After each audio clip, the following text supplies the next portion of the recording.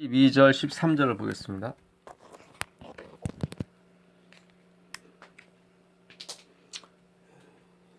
히브리서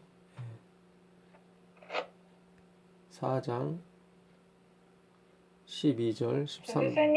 네. 여보세요? 내 음성이 안 들려서요. 아, 예, 죄송합니다. 제가 마이크를 꺼놨었네요. 예. 예, 감사합니다. 히브리서, 오늘은 먼저 히브리서 4장 12절 13절 보도록 하겠습니다. 히브리서 4장 12절 13절. 하나님의 말씀은 살아있고 활력이 있어 좌우의 날선 어떤 검보다도 예리하며 혼과 영과 및 관전과 골수를 찔러 쪼개기까지 하며 또 마음의 생각과 뜻을 판단하시나니 지으신 것이 하나도 그 앞에 나타나지 않음이 없고 우리의 결산을 받으실 이의 눈앞에 만물이 벌거벗은 것 같이 드러나느니라. 아멘. 예, 우리 마음과 생각을 심판하신다는 뜻입니다. 이 판단은 심판이라는 그 헬라어 단어를 썼거든요. 예, 그래서 이 하나님의 말씀은 살아있다. 이 로고스, 호 로고스 데우스, 자오 이렇게 돼 있어요. 자오는 이제 살아있다. 이제 한문으로 치면 생이죠, 생. 영어로는 라이브. 예. 그러니까 하나님의 말씀만이 살아있고 다른 건 다 죽은 겁니다. 예. 그 말씀을 하는 겁니다. 여호와라는 말씀도 이제 하야에서 온 단어거든요. 여호와도 하야. 하야도 살아있는 것, 존재하는 것, 그런 뜻입니다. 그러니까 하나님만이 길이고 진리고 생명이죠. 예수님이 내가 길이요 진리요 생명이다. 그러니까 나만이 길이고 진리고 the way, the truth, the life 이렇게 되어 있거든요. 그러니까 그 유일한 생명이라는 뜻이죠. 그 유일한 생명. 그러니까 살아있는 것은 성부, 성자, 성령밖에 없는 거죠. 그분이 여호와예요. 예. 그래서 그분들만이 살아있고 나머지 살아있는 건 살아있는 게 아닙니다. 그분의 능력으로 보존되고 있는 것 뿐이죠. 그래서 우리가 아담의 후손으로 태어났다는 것은 사실은 죽은 상태로 태어난 겁니다. 내가 죽어 있다는 것을 깨닫는 순간, 내가 절대적으로 빈곤하다고, 정말 아무것도 가치 없는 존재라는 거. 누구든지 날 따라오려거든 자기를 부인하고 자기 십자가를 지고 오라고 말씀하셨죠. 나를 위하여 목숨을 버리는 자, 잃는 자는 얻을 것이고, 자기 목숨을 구하려 하는 자는 잃을 것이다. 그러니까 목숨을 버린다는 뜻은 가치가 없다는 뜻입니다. 자기는 아무런 가치가 없는 존재라는 거죠. 그게 푸투코스예요. 심령이 가난한 자는 복이 있나니 그랬을 때 푸투코스입니다. 그것도 원래 복받은 사람은 blessed is 이렇게 돼 있어요. 복받은 사람은 심령이 가난하다. 그러니까 복받은 사람은 절대적 빈곤을 느끼는 사람들이죠. 아무리 성공하고 아무리 건강하고 아무리 잘 나가도 늘 마음에 커다란 구멍을 인식하는 사람들이죠. 겸손한 사람들이죠. 늘 하나님의 자비와 긍휼을 아침마다 구하는 사람들이죠. 자기가 하는 모든 것이 다 속된 것이고 진실된 것이 없다고 깨닫는 사람들입니다. 자기가 보는 것이 없고 보는 것으로 만족하는 것이 없고 볼 수도 없고 하나님의 영적인 걸 볼 수도 없죠. 자기 힘으로 걷지도 못하고요. 듣지도 못하고요. 조금만 잘못 생각하면 엄한 데로 가고요. 그래서 늘 하나님의 자비를 기다려야 되는 그런 죽은 상태. 하나님의 말씀만이 살아있고 그러니까 말씀이 아닌 것은 다 죽은 겁니다. 그러니까 인간의 언어로 표현된 문학 작품 죽은 겁니다. 이거 산 거 아니에요. 겉모양만 번지를 한 겁니다. 화이트분도 그랬어요. 그런 거 읽고 그런 것을 배워서 약간의 효과는 있다. 약간은 변하는 것 같고 약간은 감동받는 것 같지만 아니다. 예. 여러분 우리가 이 하나님 말씀 차곡차곡 마음에 쌓아나가면 나중에 우리가 상상도 못하는 일이 일어날 줄 믿습니다. 예, 정말 우리가 도저히 상상하지 못하는 일이 일어납니다. 그래서 아무리 위대한 철학자나 아무리 위대한 웅변가 심지어 설교가가 하는 말일지라도 하나님 말씀이 아니면 여러분 그것은 잠시의 위안과 잠시의 감동일 뿐이지 절대로 우리를 이끌지 못합니다. 뭐 긍정의 힘이라고 해서 전에 뭐 많은 책이 나왔었죠. 그거 아니에요. 우리에게는 긍정의 힘이 없습니다. 그 목사님이 뭔가 좀 착각하신 거예요. 물론 하나님께서 우리를 사용하실 때 이 네거티브가 아니라 항상 포지티브로 사용하시는 건 맞습니다. 그러나 우리 안에는 긍정을 할 만한 것이 아무것도 없습니다. 활력 있어, 운동력 있어, 좌우의 날선 어떤 것보다도 예리하여 우리의 혼과 영과 및 관절과 및 골수까지도 찔러 쪼개기까지 합니다. 이 활력이라는 에너기야, 운동력이라고 또 표현되어 있었죠. 활력, 에너기야. 에는 그 동사형 접두어고요. 의미 없습니다. 에네르기야. 영어에 뭐와 비슷하죠? 에네르기야. ENERGY, 에너지입니다. 에너지. 이게 에르곤에서 온 단어거든요. 근데 이 에르곤은 로고스의 어원이기도 합니다. 로고스가 뭐죠? 말씀이죠. 말씀입니다. 자. 그러니까 하나님 말씀은 살아있고 운동력 있어. 좌우의 날선 어떤 것보다 예리한데 그 활력, 그 파워풀, 그 생명력이죠. 그것은 에너지입니다. 근데 그 에너지의 어원은 뭐예요? 로고스예요. 말씀입니다. 그러니까 말씀을 받지 않고 말씀을 연구하지 않으면 다 죽은 자입니다. 사실은. 살아있으나 죽은 자예요. 아무 의미 없어요. 제가 말씀을 전하는 사람이 그런 말씀 드리는 게 아닙니다. 그래서 말씀을 항상 말씀으로 풀어줘야 되는 거지 인간 개인적인 생각을 막 얘기해버리면 안 됩니다. 모든 성경은 그리스도께로 초점이 맞춰져 있는 거지 교회나 단체나 어떤 건물에 초점을 맞춰져 있는 것이 아닙니다. 방주는 그리스도를 상징하는 것이 교회를 상징하는 것이 아닙니다. 오늘 우리가 정말로 우리의 영안이 떠져서 눈에 보이는 그런 건물에 초점을 맞출 것이 아니라 저는 오늘날 이 말씀 사역하시는 모든 분들이 정말 그 점을 깨닫기를 바라요. 예배당을 지으려고 하지 말고 정말로 하나님의 교회, 예수 그리스도의 이름을 부르는 사람들을 목양하게 되기를 바라겠습니다. 아멘. 이 말씀으로요. 이 말씀만으로요. 그걸 하나님이 원하시는 거지. 그렇게 되면 나머지는 다 따라오게 돼 있습니다. 그 에베소서 1장 19절로 가보겠습니다. 에베소서 1장 17절부터 보시면 19절까지 보겠습니다.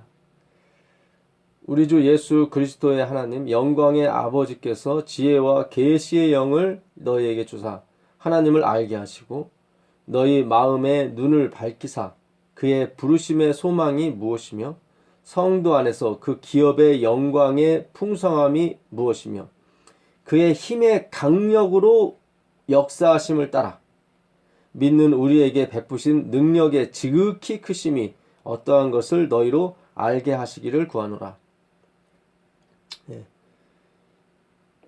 그의 힘의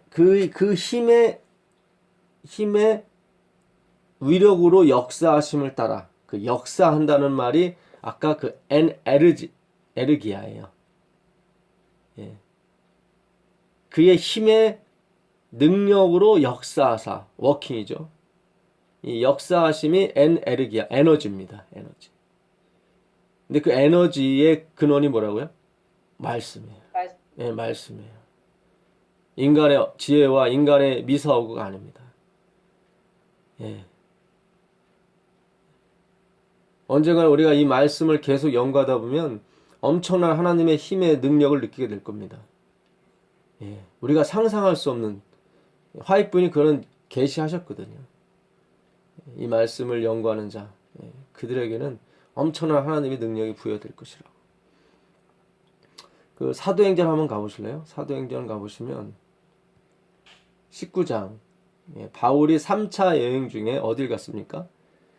에베소를 갔습니다. 19장 19절을 보게 되면 마술책을 불태우는 장면이 나와요. 지금은 책이 흔했지만 그 당시는 종이가 없었기 때문에 책이라는 것 자체는 엄청난 값어치를 차지했습니다. 특히 그들이 창조의 능력이 있는 것처럼 마술을 부리는 그런 마술책들은 귀신의 책이지만 엄청난 값어치를 했던 책입니다. 근데 이걸 불태워요. 19장 19절 보시면 또 마술을 행하던 많은 사람이 그 책을 모아 가지고 와서 모든 사람 앞에서 불사르니 그 책 값을 계산한즉 은 얼마입니까? 5만. 네, 5만이라 하더라. 네, 되더라. 이거는 드라크마, 5만 드라크마, 은의 단위는 드라크마거든요. 이 동의 단위는 고드란트나 뭐 렙돈, 뭐 세겔, 예, 뭐 그런, 예, 세겔은 은이죠, 은이고, 예. 1세겔은 4데나리온, 예, 꽤 40만 원 정도 되는 거죠. 그러니까 은의 그 기본 단위는 드라크마입니다. 하루 노동 대가죠. 일당이죠. 예. 그리스의 그 하루 일당은 드라크마라고 합니다. 예, 그리스의 그 돈 가치입니다. 데나리온은 로마의 그 돈의 가치죠. 예, 우리가 홀이라고 하죠. 그 홀이도 로마의 돈의 가치입니다. 고드란트, 예, 최소 동전이죠. 고드란트. 렙돈, 과부가 드렸던 2렙돈, 그거는 그리스의 동전입니다. 동으로 된 최소 단위입니다. 예, 한 800원 정도, 한 400원 정도 됩니다. 400원에서 한 700원 사이. 그 과부가 드렸던 것은 채 1000원도 안 되는 그런 돈이었죠. 예. 이 달란트는 20년간 돈을 모아야 되는 돈이 달란트입니다. 예, 최고의 금화죠, 금. 그거는 금 달란트. 34kg 정도 되는. 그러니까 은 5만이라고 하면 5만 데나리온, 5만 드라크마를 말합니다. 그러니까 요즘 우리가 일당을 뭐 예를 들어서 100불이라고 치시자고요. 그러면 이거는 은 5만은 500만 달러예요. 500만 달러. 500만 달러면 한국 돈으로 한 50억 정도 됩니다. 그러니까 책을 불태웠는데 그 마술책, 이게 다 우상을 섬기던 그런 책 아닙니까? 에베소 사람들이 지금도 그 터키 에베소 가게 되면 우상이 많아요. 되게. 예. 뭐 아데미 신상을 비롯해서 뭐 어마어마하게 많습니다. 근데 거기에서 복음을 전했는데 이 사람들이 이 50억이나 되는 책을 다 버려요. 다 불태워 버려요. 예, 대단하죠. 예. 그 18절을 보게 되면 많은 사람들이 많이 와서 자복하여 행한 일을 알며, 예. 그러니까 죄를 자복하는 거예요. 내가 이 하나님 아닌 우상을 섬겼다. 이 마술책은 자기들로 먹고 살게 해주는 그런 책이기도 하거든요. 그걸 다 버리는 거예요. 상상을 해보십시오. 이게 50억을 불태운다는 게 이게 쉬운 일입니까? 예. 근데 이 일이 어떻게 일어났습니까? 왜 이 일이 일어났을까요? 그 11절 보세요. 11절 보시면. 하나님이 바울의 손으로 놀라운 능력을 행하게 하시니 심지어 사람들이 바울의 몸에서 손수건이나 앞치마를 가져다가 병든 사람에게 얹으면 그 병이 떠나고 악기는 나가니라. 이게 지금 무슨 일입니까? 이게 바울이 직접 가서 고친 것도 아니고 바울이 가지고 있던 뭐요? 예, 손수건이나 앞치마만 갖다 병자에게 얹어도 병이 물러가는 거예요. 마귀가 떠나고. 어우, 이 영성이 진짜 엄청납니다. 예. 여러분, 우리가 이때는 초대교회 때예요. 이른비가 내릴 때였거든요. 근데 늦은 비는 이른 비보다 몇 절이나 더 많이 주신다고 그랬어요? 갑절이나 많이 주신다고 그랬거든요. 그러니까 이 중에는 이 하나님이 예, 능력을 갑절이나 부어주셔서 그냥 그 그림자만 지나가도 예? 그림자만 지나가도 그 병자가 일어나는 거죠. 예, 어마어마한 이런 일이 벌어지니까 막 마술체 50억 원어치를 다 갖고 나와서 자복하는 거예요. 예. 아, 대단합니다. 예. 이 은혜가 저와 여러분에게 꼭 있게 되길 바라겠습니다.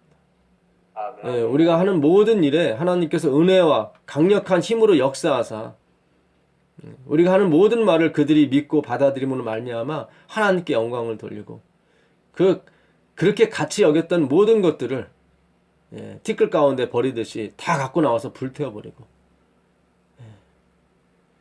분명히 화이트의 계시 중에는 이것보다 더 큰 일이 일어난다고 그랬거든요.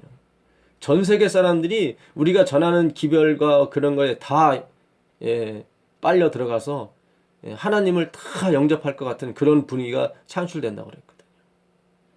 예. 여러분, 이 일이 어떻게 일어났습니까? 8절부터 보세요. 8절부터 보시면 10절까지. 바울이 회당에 들어가 석 달 동안 담대히 하나님 나라에 관하여 강론하며 권면하되 어떤 사람들은 마음이 굳어 순종하지 않고 무리 앞에서 이 도를 비방하거늘 바울이 그들을 떠나 제자들을 따로 세우고 두란노 서원에서 날마다 강론하니라. 2해 동안 이같이 하니 아시아에 사는 자는 유대인이나 헬라인이나 다 주의 말씀을 듣더라. 이 아시아라고 하는 것은 지금 우리가 사는 아시아를 말하는 게 아닙니다. 그 터키에 그 아시아도가 있어요. 그 위에 무시아도가 있고 그 옆에 본도가 있고요. 브리스길라 아굴라 사람이 본도 사람 아닙니까? 아굴라가. 예, 그 밑에 갑바도기아 이렇게 어떤 주가 있는데 이 아시아 주를 말합니다. 아시아도. 거기에 그 에베소가 있었죠. 아시아에. 거기서 석 달 동안 어디서요? 처음에는 회당에서. 회당은 오늘날 뭘 말하죠? 네. 교회를 말해요. 예. 교회에서 와서 이 예수님의 복음을 전했더니 받아들였습니까? 안 받아들였습니까? 안 받아. 안 받아들여요. 예. 그래서 어떻게 됐죠? 불안노예. 예, 쫓겨났어요. 네. 쫓겨났습니다. 그 교회에서 쫓겨났어요. 예. 여러분, 이 마지막 때도 분명히 그럴 거예요. 기득권 세력이 절대로 놓지 않습니다. 예. 그 자리를 어떻게 차지했는데 내려놓습니까? 예. 분명히 출교당할 수 있습니다. 이 하나님의 말씀이요. 지금 예수 그리스도에 대한 이 복음은요. 오직 예수, 오직 복음이에요. 거기에 다른 인간의 행위라든가 인간의 이론, 심지어 율법도 낄 수가 없습니다. 에베소 교회 전한 그 에베소 2장에 보게 되면 법조문으로 인한 율법과 그 계명의 율법도 폐하여짐이라기까지 나와요. 거기서 폐하여진다는 이 카타르게오는 뭐 율법이 폐지됐다 그런 뜻은 아니에요. 2장 15절에. 예. 그 효력이 상실됐다 뭐 그런 뜻입니다. 그러니까 그의 권한이 더 이상 그 권한이 이렇게 우리한테 줄 수가 없다. 그러니까 정죄가 없어졌다는 얘기죠. 율법의 권능은 정죄거든요. 왜요? 그리스도께서 그 막힌 담을 헐어서 하나로 만드셨거든요. 예, 대단합니다. 그리고 그분은 율법의 원본이거든요. 뭐 계명의 율법이 폐했다고 얘기하니까 예, 거기서 말하는 그 계명 다 십계명 말합니다. 십계명 율법. 예. 그러니까 막 이 회당에서 쫓아내죠. 이 말도 안 되는 소리 와서 짓거리고 있다고. 그래서 결국은 어디로 갔습니까? 쫓겨나서 예, 두란노 서원이야. 이 두란노 서원은 티라미스라는 사람의 그 세운 일종의 뭐 학교 비슷한 겁니다. 그 당시 서당이죠. 예, 한국말로 두란노라고 그래요. 티라미스를 두란노라고 하는데 그 사람은 기독교인이 아니에요. 철학자이며 수학자였습니다. 이 마지막 사업도 아마 그렇게 될 거라 믿어요. 저는 의회 사람들이 장소를 제공하고 의회 사람들이 이 복음을 받아들여서 하나님이 숨겨놓은 사람들이죠. 입 맞은 사람들이죠. 예. 그 사람들이 장소를 제공하는 거예요. 그 티라미스도 아마 바울의 그 설교와 그 말씀을 그러니까 성경 공부를 한 거죠. 보통 이 서원에서는 오전 11시부터 오후 4시까지 합니다. 그러니까 하루 몇 시간 가르친 거예요? 5시간 가르친 거예요. 몇 년 동안요? 2년 동안. 예, 2년 3개월. 석 달하고도 2회니까 횟수로 3년이죠. 날마다. 우리는 지금 5일 하잖아요. 하루에 1시간씩. 그때는 진짜 점심도 안 먹고 5시간 그냥 스트레이트로. 그만큼 성령이 강력히 역사하셨기 때문에 지루함이 없었겠죠. 예. 그 몇 명이 시작했습니까? 그 7절 보세요. 7절 몇 명이에요? 12살. 네, 12사람이에요. 그렇게 많은 사람이 시작한 거 아니에요. 네, 12사람이에요. 여러분, 이 사업은 그렇게 맞춰집니다. 12사람에 의해서. 예. 극히 소수 사람들이 하나님 말씀에 관심을 갖고 공부하기 시작한 거예요. 예. 그게 두란노 서원의 역사였습니다. 그렇게 3년 동안 날마다 그 누구를 가르쳤습니까? 그리스도. 하나님의 말씀을 연구한 거죠. 그랬더니 어떤 일이 벌어졌어요? 그 손수건과 앞치마만 갖다 줘도 어떻게 돼요? 병자가 일어나는 거예요. 예. 그러니 뭐 사람들이 와서 바울의 말을 안 들을 수가 없죠. 그 바울의 말을 들으니까 이 모든 것이 다 거짓된 것이고 모든 것이 다 뭐예요? 헛된 것이고 다 죽은 거란 말이죠. 50억이 아니라 500억이 돼도 뭐예요? 다 나와서 불태워버리는 거죠. 성령의 역사입니다. 돈을 사랑하고 재물을 사랑하는 인간이 어떻게 그걸 다 버립니까? 불태워버립니까? 여러분, 마지막 역사도 이렇게 마무리를 됩니다. 말씀으로 시작해서 말씀으로 끝나게 돼 있어요.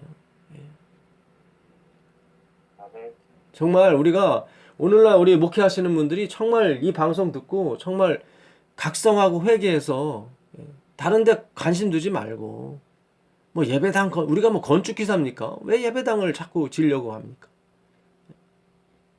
다 허물 것인데요. 이거는 돌 위에 돈 하나 남기지 않고 다 망할 거라고 그랬는데 그런데다 자꾸 돈 쓰고 그러지 말고 정말 이 말씀을 연구하고 전파하는데 저도 이 말씀 거저받았습니다. 뭐 사전 사는데 뭐 23불 이 정도 조금씩 들어가고요. 진짜 하나님이 거저 주신 거예요.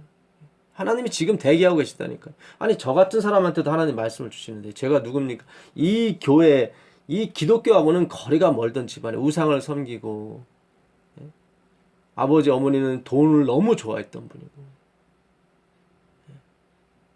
도저히 제가 말씀을 받을 만한 근원이 되지 못하는 사람입니다. 그 얘기는 뭐예요? 저의 능력과 저의 어떤 자비와 그런 것으로 제가 말씀을 받았다는 것이 아니라 전적인 하나님의 은혜와 긍휼하심을 따라 제가 말씀을 받은 것뿐이에요. 예. 저같이 이방인도 이렇게 받을진데 정말 이 교회에서 자라고 먹고 마시고 들은 사람은 얼마나 많이 받을 수 있습니까?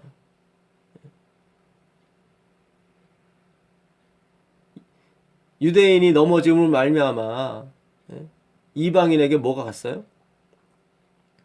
복음이 넘어갔는데 만약에 유대인이 넘어지지 않았다면 어떻게 되겠느냐? 바울이 그렇게 질문하는 거예요.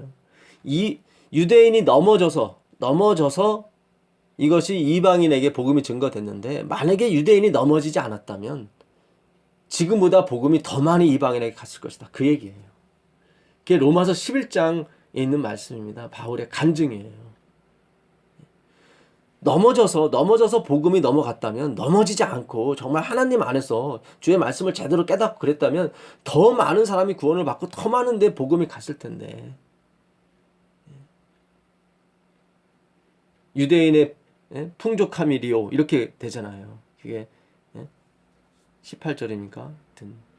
넘어서 11장을 연구해 보면 참 은혜가 있어요. 바울이. 그렇지 않습니까? 저희 같이 눈도 잘 안 보이고 잘 알지도 못하고 뭐 히브리어를 압니까? 헬라어를 압니까? 그렇게 똑똑하지도 못하고 건강식을 아주 철저히 해서 뭐 피가 아주 맑은 것도 아니고,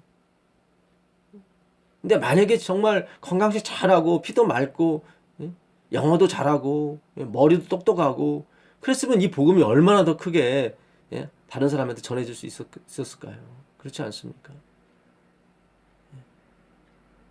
우리가 중심을 잃어버리고 본질을 잃어버리고 엄한 것, 율법을 쫓아갔고 할 수도 없는 건데, 하나님이 아니라 조직을 지키기 위해서 너무 애썼단 말이죠. 그게 아니란 말이죠. 어떤 목사님이 그래요. 오늘날 기독교가 왜 이렇게 침몰하느냐, 왜 이렇게 문을 닫느냐 점점. 그 이유는 문을 닫을 각오를 하고 목회하는 사람이 없기 때문이다. 그 말이 맞는 것 같아요. 성도가 한 사람 남을지라도 오직 그 진리만을 전할 수 있는 그 배짱과 그 믿음이 필요한데 그렇지 못하다는 거죠. 오히려 그것이 교회를 침몰시키는 원인이 됐다는 거죠. 인간적인 방법과 인간적인 생각으로 교회를 지키려고 하니까 그게 뭐 타협과 그런 것이 계속 물고 들어가는 거죠. 정말 문을 닫을 각오를 하고 우리가 목회를 하게 되면 정말로 내가 월급 못 받고 정말 쫓겨나고 그럴지라도 나는 이 생명의 말씀만을 전하겠다는 그 생각이 있다면 하나님께서 충분히 나라를 움직여서라도 밀어주신다니까요. 네. 네, 우리가 그런 믿음이 필요한 것인데 월급 못 받는 게 두렵고 집 없는 게 두렵고 처음에 계시가 화이뿐이 아니라 목사님한테 갔었어요. 목사님이 거부를 한 거죠. 현실을 보니까 이거 받았다가는 굶어 죽을 수도 있고 감당이 안 될 수도 있다는 생각이죠. 인간적인 생각이죠. 율법주의적인 생각이죠.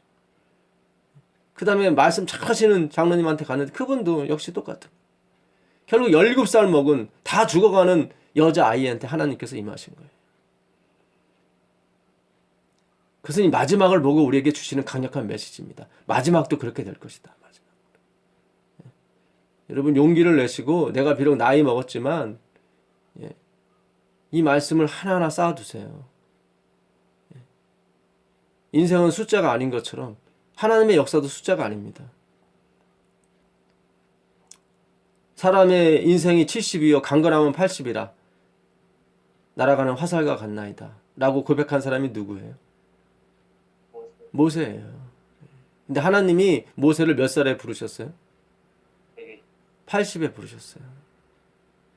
그 당시 평균 수명이 몇 살이었어요? 70이었어요. 강건하면 80이라도. 예, 80세 불렀어요. 다 죽었을 때 불렀어요. 그러니까 모세가 짜증나죠. 왜 내가 젊었을 때는 안 부르시고 다 죽어가는데 부르셨나? 하나님 하시는 말씀이 뭐예요? 내가 너와 함께, 전능한 하나님이 너와 함께 있는데 숫자가 무슨 관계가 있느냐? 그렇죠. 예. 전능하신 그 말씀이 우리 함께 있는데 정말 우리가 두려울 게 뭐가 있으며 부족할 게 뭐가 있겠습니까? 예. 어차피 적신으로 나온 몸, 적신으로 알몸으로 주님께 돌아가나이다. 누구의 고백이에요? 욥의 고백인 거예요. 욥기서 23장 10절 보세요. 욥기서. 사도행전 다시 한번 가보겠습니다. 좀 이따.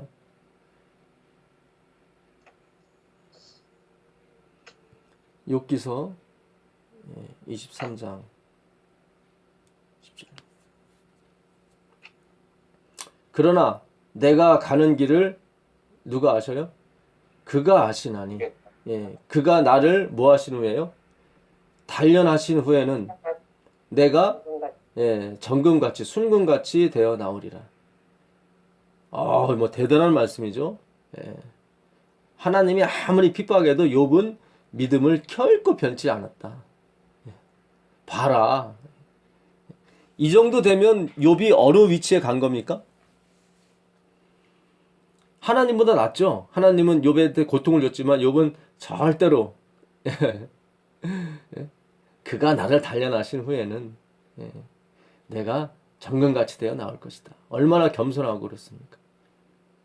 근데 여러분 이 글이 아니라면 어떻게 생각하시겠어요? 깜짝 놀라겠죠. 우리 100년 동안 화이트 부인도 이 글을 이렇게 알았어요. 엘렌 화이트도. 왜냐면 킹제임스 버전에 이렇게 되어 있거든요. 근데 원문은 이렇게 안 돼 있어요. 이 try라는 이 킹제임스 버전에 try라고 돼 있어요. 그가 나를 try me 나를 단련하신 후에. 근데 try라는 게 단련이라는 뜻만 있는 게 아니라 시험하다, 테스트, 이그제민, 검사하다, 조사하다 이런 뜻도 있거든요. 이 히브리어 바칸, 이 바칸이라는 이 단어가 사실은 이그제민입니다. 이그제민. 검사하다, 조사하다 그런 뜻이에요. 테스트, 프루브, 증명하다. 그러니까 이 글은 이렇게 해석이 되면 안 되고 내가 가는 길을 그가 다 세고 있다. 다 알고 있다. 그래서 그가 나를 시험해 본다면 하나님이 나를 시험해고 테스트해 본다면 내가 정말 오염물 하나 없는 정말 깨끗한 그런 정금 같은 사람인 것을 알게 될 것이다. 이게 그런 뜻이에요. 이게 얼마나 도도하고 교만해요. 우리가 이 100년 동안 이거를 눈이 참 어떻게 보면요 마귀가요 이게 사실 이 의미 자체는 틀린 건 아닙니다 사실. 그러나 이 10절의 이 글은 그런 내용이 아니에요. 지금 앞뒤 문장을 봐도 그래요. 지금 7절 보세요. 거기서는 정직한 자가 8절 보겠습니다. 그런데 내가 앞으로 가도 그가 아니 계시고 뒤로 가도 보이지 아니하며 그가 왼쪽에서 일하시나 내가 만날 수 없고 그가 오른쪽으로 돌이키시나 배울 수 없구나. 그러니까 하나님하고 얘기 좀 하고 싶었던 거예요. 진짜 내가 무슨 잘못이 있길래 내가 날 이렇게 괴롭게 하시느냐. 그러면서 당신은 내 걸음도 다 안다. 그러니까 내가 얼마나 정정당당하고 얼마나 내가 순금같이 내가 정한 사람인 걸 당신이 알 것이다.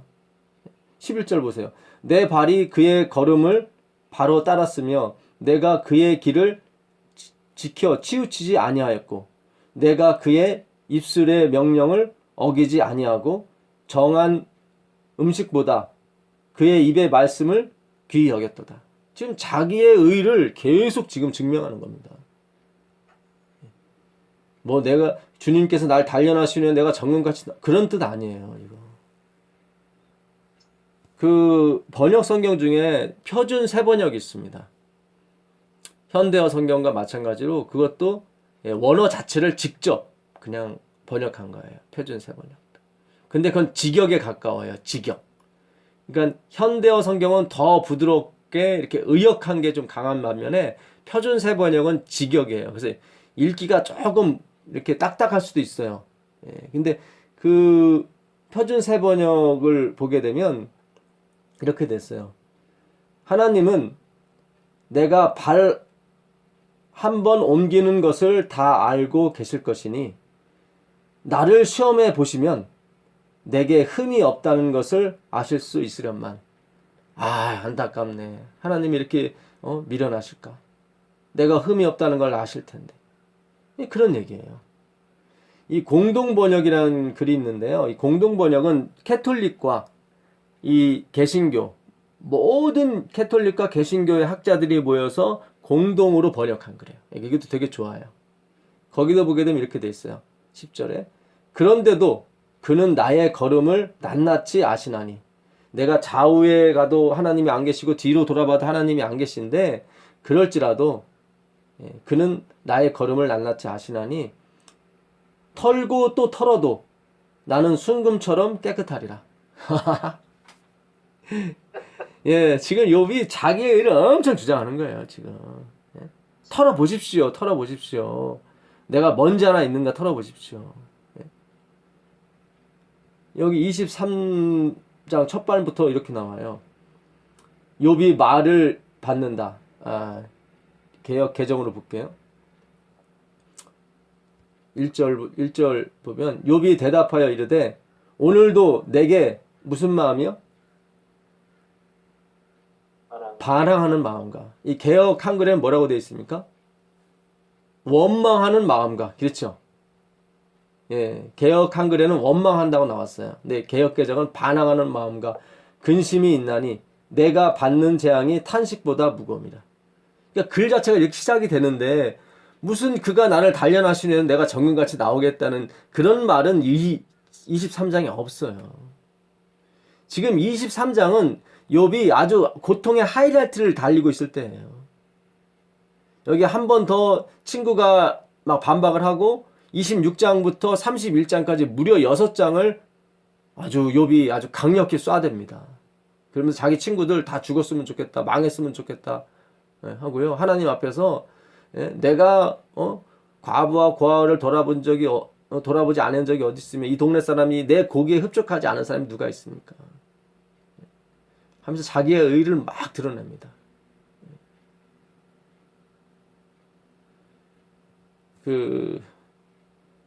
출애굽기 25장을 한번 가보세요. 출애굽기 25장을 가보시면 25장 10절 11절 이 글은 하나님의 성소에 있는 물건들, 특별히 법궤 안에는 뭐가 있죠? 아론의 쌍난지팡이 십계명. 예, 십계명이 하나님의 말씀 있죠. 아론의 쌍난지팡이와 항아리도 있고요. 그래서 그 십계명을 쌓는 이 법궤를 아크라고 합니다. 예, 히브리어 타바를 쓰거든요. 타바. 방주도 타바고 이 법궤도 타바예요. 그 다음에 그 모세가 그 나일 강가에 버려졌을 때 그 어머니가 그 상자 안에 넣었죠. 그 상자가 뭐였죠? 예, 갈대 상자. 그것도 아크예요. 타바예요, 타바. 히브리어 타바. 그래서 이 성소에 있는 모든 물건을 어떻게 제작을 하는지 그 과정을 나타내는데 여기서는 특별히 법궤, 하나님의 말씀을 담는 법궤를 어떻게 만드는지를 나타낸 거예요. 그들은 조각목으로, 조각목은 뭐를 말합니까? 예, 아카시아 나무. 땔감으로도 쓸 수 있어요? 예. 아니, 이거는 별로 가치가 없어요, 사실은. 예, 왜냐면 우리가 쓰는 일반 그 나무들은 오래 타잖아요. 그래서 땔감으로 쓸 수가 있는데 이거는 금방 타버리거든요. 예. 그러니까 땔감으로조차도 가치가 없는 게 뭐예요? 조각목이에요. 아카시아 나무. 조각목으로 뭘 만듭니까? 예, 법궤를 만드는 거예요. 길이는 2규빗 반, 한 1m 정도 되는 거죠. 너비는 1규빗 반, 한 50cm. 높이는 1규빗 반, 한 50cm 됩니다. 이거를 고라 자손이 어깨에 메고 가죠. 너는 순금으로 그것을 싸되 그 안팎을 싸고 위쪽 가장자리로 돌아가며 그 금태를 두르고. 어디에다 금을 싸라고요? 안팎. 예, 그 조각목 안팎으로 금으로 싸라는 거죠. 겉으로 보기엔 뭐예요? 금이죠. 예, 금이에요. 겉으로 보기엔 금이에요. 근데 그 안에는 뭐예요? 조각목이에요. 어디 우리 의의가 있습니까? 하나님이 그분의 의의 금, 순금으로 덮어주지 않는 이상은 여러분 우리는 조각목일 뿐이에요. 아멘. 하나님이 덮어주셨기 때문에 금처럼 보이는 거고 정금처럼 나오는 거예요. 예, 착각하면 안 돼요. 욥도 착각하면 안 돼요.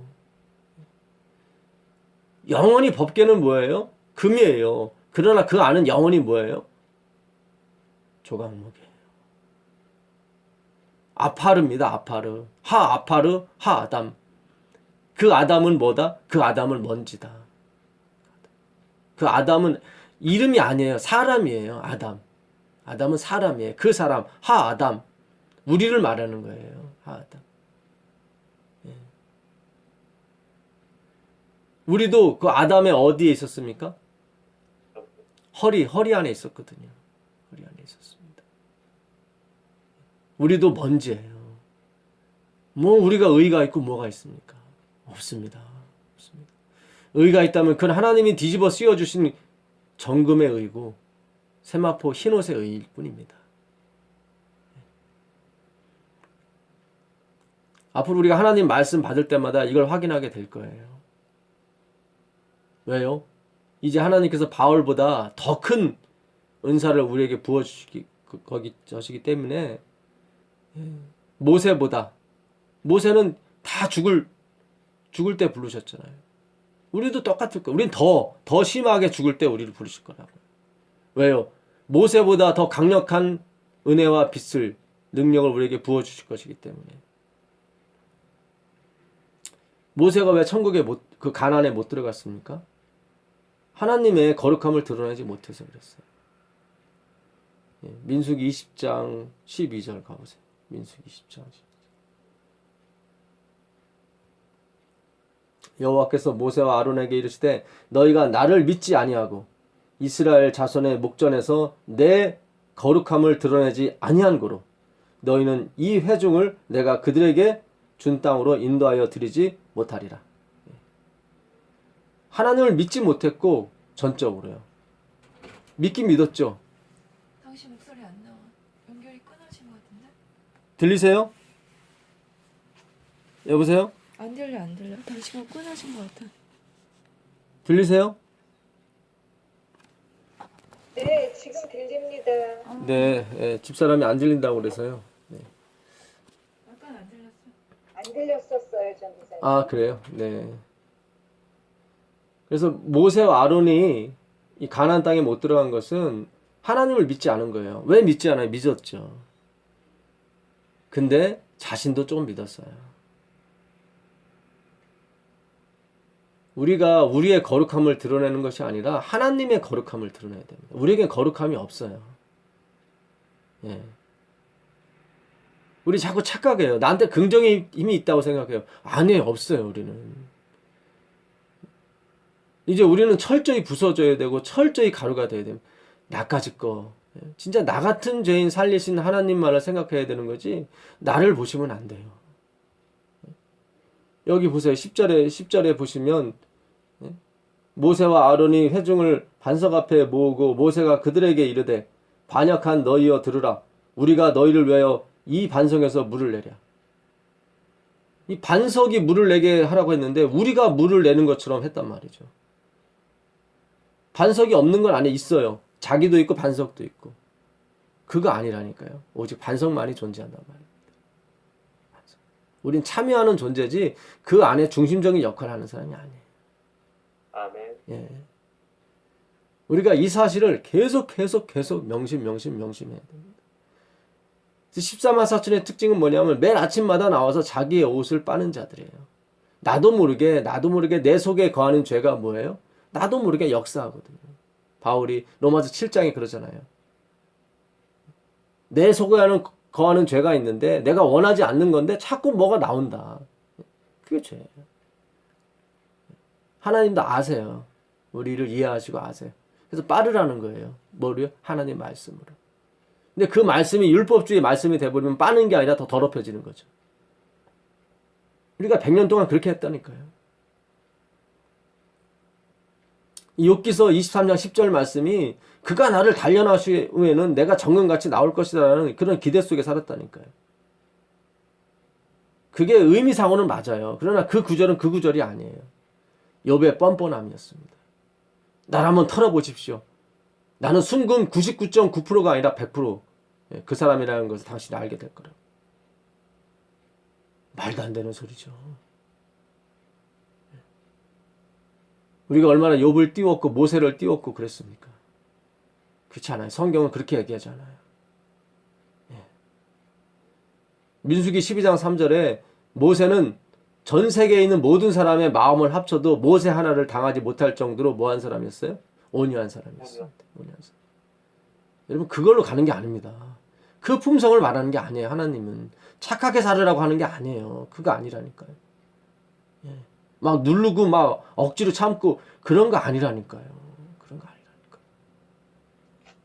나중에 그러면 뭐 걸려요? 우울증 걸려요. 화병 걸립니다. 우리는 참을 수 있는 존재가 아니에요. 오해는 하지 말았어요. 그렇다고 하면 폭발하시라는 그런 말씀 아닙니다.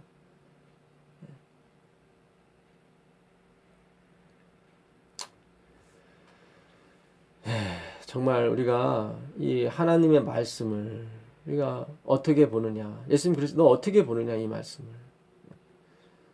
다시 사도행전 19장을 가보시면 어떻게 해서 그 12명이 시작을 했는지 그게 나와요. 19장 3절을 보시면 사도행전 19장 바울이 이르되 그러면 너희가 무슨 침례를 받았느냐 대답하되 요한의 침례니라. 그 12명을 만났는데 그들은 무슨 침례를 받았냐면 요한의 침례를 받은 거예요. 오늘날 따지면 예언의 신의 침례를 받은 거지. 예언의 신의 침례. 요한은 선지자니까. 엘렌 화이트 선지자인 것처럼. 그러니까 바울이 뭐라고 그래요? 바울이 이르되 요한이 회개의 침례를 베풀며 백성에게 말하되 내 뒤에 오시는 이를 믿으라 하였으니 이는 곧 예수라. 이제 요한의 침례로서는 너희가 구원에 가지 못한다. 그 얘기예요. 그가 목적은 뭐예요? 그리스도께 내 뒤에 오시는 그리스도께 이어주는 게 그의 목적이지 그의 제자를 만드는 게 목적이 아니라는 거예요. 그러니까 모든 선지자가 마찬가지예요. 이 요한보다 큰 선지자가 없다고 그랬거든요. 여인이 난 자 중에 요한보다 큰 사람이 없다고 그랬거든요. 그러니까 엘렌 화이트도 요한보다는 못한 사람이죠. 왜냐면 요한이 가장 큰 자라고 하나님께서 말씀하셨으니까. 근데 그에 의해서 받는 침례도 필요가 없는 거예요. 그리스도가 없는 것은 모든 것이 뭐예요? 죽은 겁니다. 죽은 거예요. 요한 자체도 마찬가지예요. 여러분 제가 오해를 하지 마세요. 여러분 야, 뭐 예언의 신도 필요 없고 다 필요 없고 그런 게 아니라니까요. 저도 예언의 신을 보고 이 교회에 들어오게 됐고 성경으로 인도함을 받게 됐습니다. 너희가 작은 일에 충성하였음에 그거예요. 그 작은 일이에요. 요한과 엘렌 화이트 다 작은 일이에요. 아버지께서 내게 이끌지 아니하면 아무라도 내게 올 수 없나니 오는 그를 내가 마지막 날에 다 살릴 것이라고 말씀하시거든요. 물 주는 이 심는 이도 아무것도 아니로되 자라게 하시는 이가 있는데 그분이 하나님이시다. 그들이 듣고 주 예수의 이름으로 침례를 받으니 바울이 그들에게 안수하매 성령이 그들에게 임하심으로 방언도 하고 예언도 하니 모두 12사람쯤 되니라. 처음에 성령 문제 때문에 이게 나온 거예요. 사실은 성령. 아볼로가 고린도에 있을 때 바울이 윗지방으로 다녀 에베소에 와서 어떤 제자들을 만나 이르되 너희가 믿을 때 성령을 받았느냐? 이르되 아니라 우리는 성령이 계심도 듣지 못하였느니라. 여러분 이 하나님 말씀으로 돌아가야 됩니다. 그래야 성령을 받을 수 있습니다. 네. 모든 예언의 신은 하나님의 말씀을 연구하라고 주신 책이지 그걸 연구하라고 준 책이 아닙니다. 우리가 정말 하나님의 말씀을 그냥 의무감으로 읽어대고 그러면 안 돼요. 그러면 안 돼. 마음은 콩밭에 가 있는 사람처럼 하나님 말씀은 그냥 어거지로 읽어대고 그게 아닙니다. 이 말씀이 얼마나 소중하고 얼마나 대단한 말씀인데. 이디오피아 내시가 이 말씀을 깨닫지 못해서 가고 있을 때 하나님이 누구를 보내셨어요? 빌립. 예, 빌립을 보냈어요. 예, 빌립이 가서 보니까 이사야 53장을 읽고 있단 말이죠. 그러니까 이디오피아 내시에게 너 이게 무슨 뜻인지 아냐? 그랬더니 이디오피아 내시가 뭐라고 그래요? 가르쳐줘. 예, 가르쳐주는 자가 없는데 이걸 어떻게 알겠느냐? 배우면 되는 거예요. 배우면 되는 거예요. 근데 안 배운단 말이죠. 자기 자존심. 안 배워요.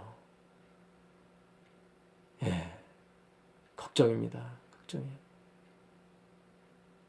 이 나라가 문제가 아니라 오늘날 우리 교회가 문제입니다. 걱정이에요. 이 말씀을 안 배워요. 그렇게 외쳐대고 책까지 써서 그렇게 그냥 배포하는데도 안 들어요. 안 읽어요.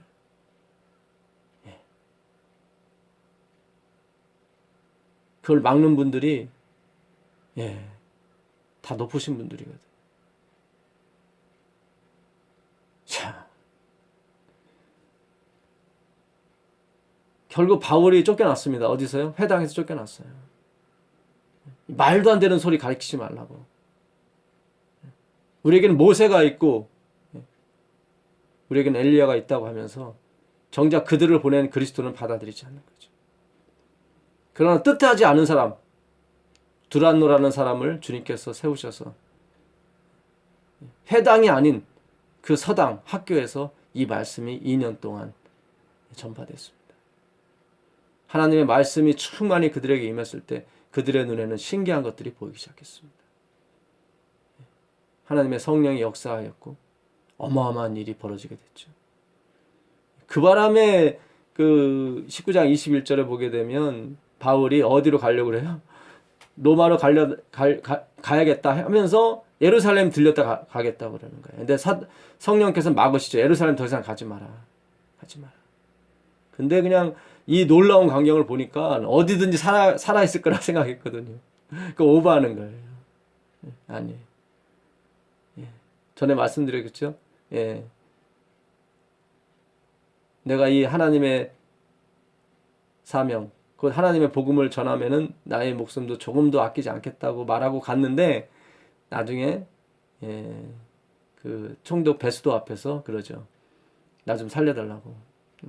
가이사한테 나 좀 데려달라고. 그래야 살아나거든요. 그런 자신의 모습을 다시 보게 됩니다. 그래요. 우린 정말로 하나님의 말씀만을 쫓아가야지 내 기분과 내 감정에 의지해서 가면 안 됩니다. 나는 언제나 뭐예요? 조각목이에요. 조각목입니다. 예수님이 그걸 모범으로 보이셨잖아요. 예수님은 의인인데 뭐로 돌아가셨어요? 죄인으로 돌아가셨잖아요. 근데 우린 죄인인데도 불구하고 자꾸 의인이라고 그럽니다. 그거 아니거든요. 그거 아닙니다. 그거 아니거든. 예수님이 그 길을 가셨으니까 우린 기쁨으로 갈 수 있어요. 왜냐면 예수님은 의인이잖아요. 그런데 죄인이라고 하고 가시잖아요. 그러니 우리가 얼마나 가기가 좋습니까? 그 사람이 목사가 됐건 그 사람이 뭐 장로가 되었건 어머나 훌륭한 사람이 됐건 상관없어요. 왜냐면 우리의 왕, 우리의 창조주가 죄인이라고 하고 가시잖아요. 그러니 우리는 그냥 나도 죄인이 하고 가도 얼마나 쉬워요. 이 대로, 인생의 대로가 열렸는데도 불구하고 그거를 몰라요. 내가 30년, 40년 목회했는데 니까짓 게 뭘 안다고. 참 걱정입니다. 걱정이에요. 자, 요한복음 16장 그래서 마무리를 좀 하겠습니다. 16장 1절, 2절 보시면 3절까지 내가 이것을 너희에게 이름은 너희로 실족하지 않게 하려 함이니 사람들이 너희를 출교할 뿐 아니라 그렇죠? 때가 이르면 무릇 너희를 죽이는 자가 생각하기를 이것이 하나님을 섬기는 일이라 하리라. 그들이 이런 일을 할 것은 뭘 모르기 때문에 그래요? 아버지와 나를 알지 못하기 때문입니다. 왜요? 이들은 하나님 믿는데요. 이들은 유대교에 충실한 사람들입니다. 바울이 갈라디아 1장 14절에 그러죠. 내가 어떤 영감자보다도 어떤 선배보다도 유대교를 지나치게 믿었다고. 교가 우리를 구원하는 것이 아닙니다. 교가 구원하는 것이 아닙니다. 명심하게 되길 바랍니다. 이런 일이 또 벌어져요. 그대로 벌어져요. 그들은 우리를 출교시키고 심지어 이제는 그 시기심과 그 이기심이 불타서 우리를 죽이려고까지 하죠. 아주 제가 이 미운 목사님들 많을 거예요, 아마.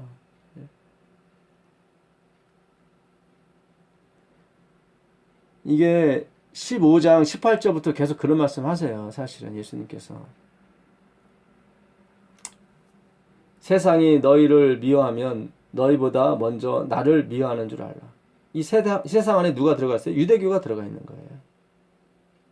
너희를 미워하면 너희를 미워한 게 아니다. 나를 미워하는 거다. 근데 그들도 하나님 믿는다고 그러거든. 너희가 세상에 속하였으면 세상이 자기의 것을 사랑했을 것이나 너희는 세상에 속한 자가 아니요 도리어 내가 너희를 세상에서 택하였기 때문에 세상이 너희를 미워하느니라. 내가 너희에게 종이 주인보다 더 크지 못하다 한 말을 기억하라. 사람들이 나를 박해하였은즉 너희도 박해할 것이요 내 말을 지켰은즉 너희 말도 지킬 것이라. 그러나 사람들이 내 이름으로 말미암아 이 모든 일을 너희에게 하리니 이는 나를 보내신 이를 알지 못함이라. 내가 와서 그들에게 말하지 아니하였더라면 죄가 없었으려니와 지금은 그 죄를 핑계할 수 없느니라. 나를 미워하는 자는 또 누구를 미워합니까? 내 아버지를 미워하느니라. 아니요, 그들은 하나님을 사랑한다고 하는데 아니요, 하나님은 그게 사랑이 아니다.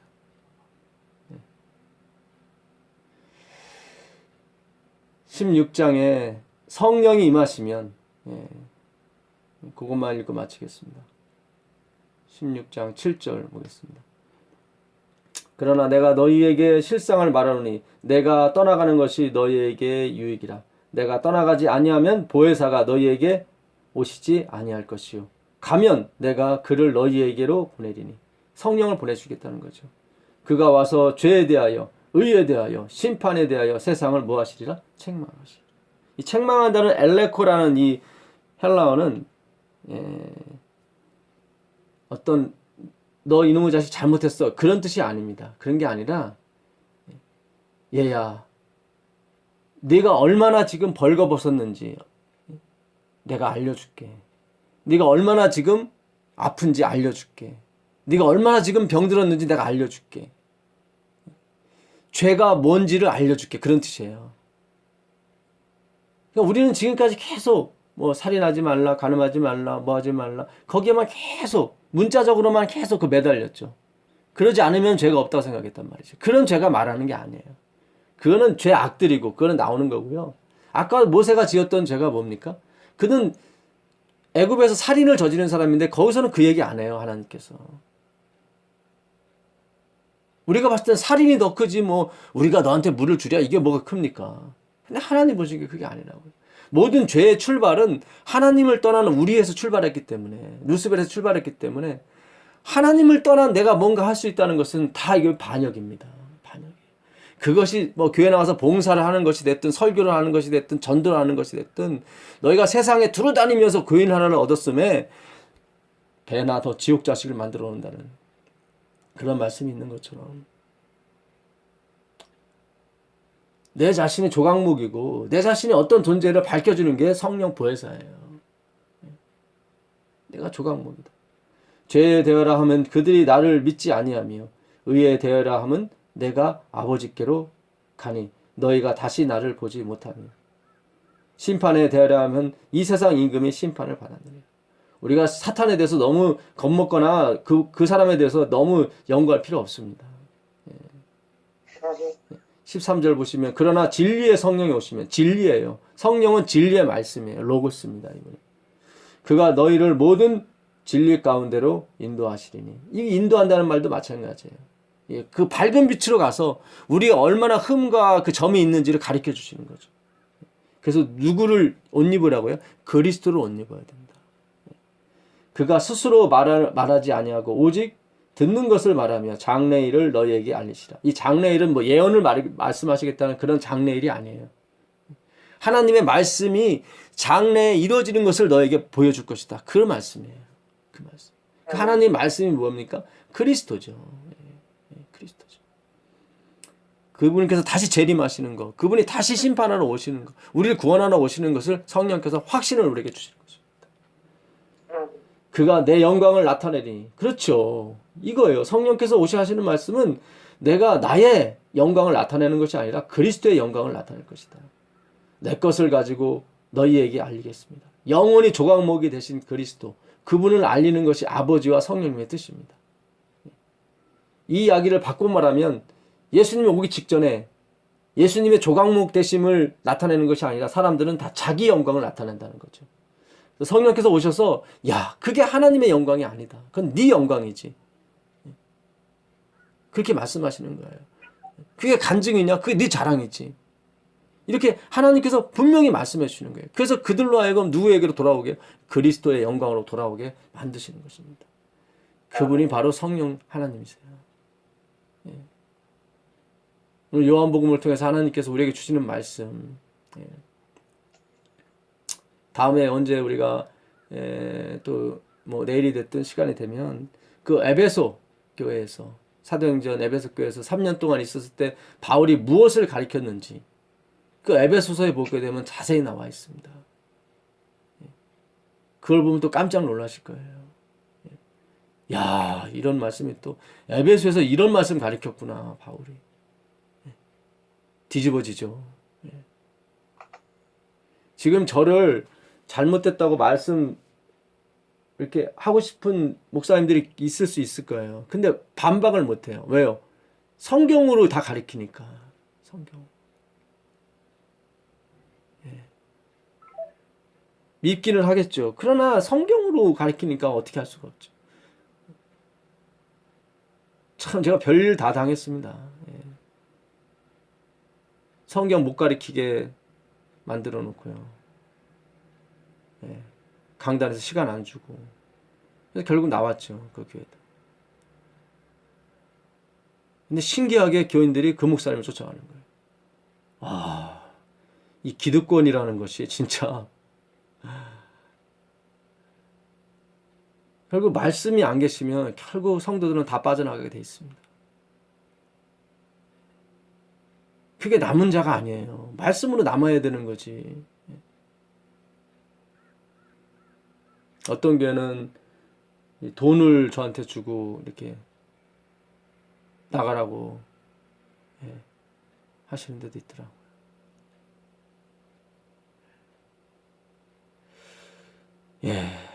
제가 이 작업사역 12년 하고 있습니다. 50만 원씩 받아가면서 했었어요. 그 중에 40만 원은 이자로 나가고 그런 적도 있었습니다.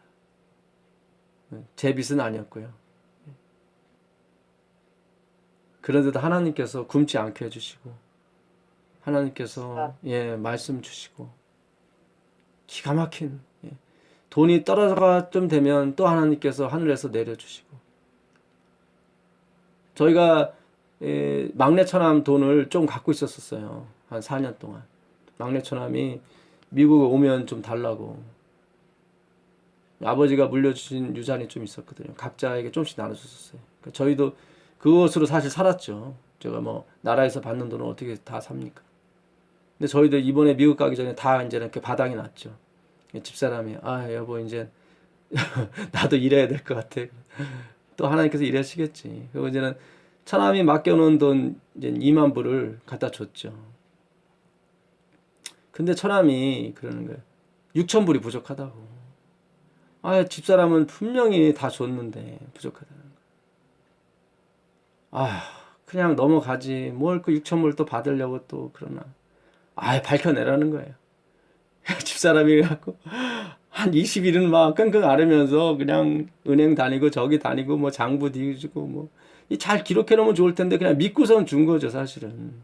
오빠가 잘 알아서 받았겠죠. 근데 다 조사해 보니까 대려 우리가 2만 불 더 준 거예요. 그래가지고 처남한테 써서 보냈죠. 이거 보니까 이게 우리가 돈을 더 줬다. 그러니까 처남이 또 펄쩍펄쩍 뛰더라고요. 무슨 소리냐. 근데 장모님이 확실히 증인을 서주시는 거예요. 맞다고. 그때 그 돈을 나한테 준 게 아니라 아들한테 준 거라고. 네가 그렇게 어머니가 말씀을 하시는 거예요. 그러면 하나님께서 은혜를 주셨죠. 처남이 다시 연락이 왔더라고. 생각이 난다고. 그러면서 미안하다고. 근데 뭐 5,000불은 아직까지 생각이 안 나니까, 그러니까 집사람이 그거는 알았다고. 15,000불만 달라고. 그래서 얼떨결에 15,000불이 이게 또 생겼습니다. 아멘. 예. 그 처남이 막 달라고 막 안 했으면 우리는 막 그냥 넘어갔을 텐데, 하나님이 밀고 들으세요. 예. 처음에는 우리가, 왜 자꾸 저기 달라고 하나, 없는 사람한테 자꾸 그랬는데, 하나님이 주시려고 막 그랬던 거예요. 이놈아, 너희들이 더 줬는데 지금 모르고 저러는 거야. 예. 그래요. 이렇게 힘겹게 사랑하는 것 같지만, 그러나 모든 것을 가진 자처럼 살고 있습니다. 근심하는 자 같으나 기뻐하고요.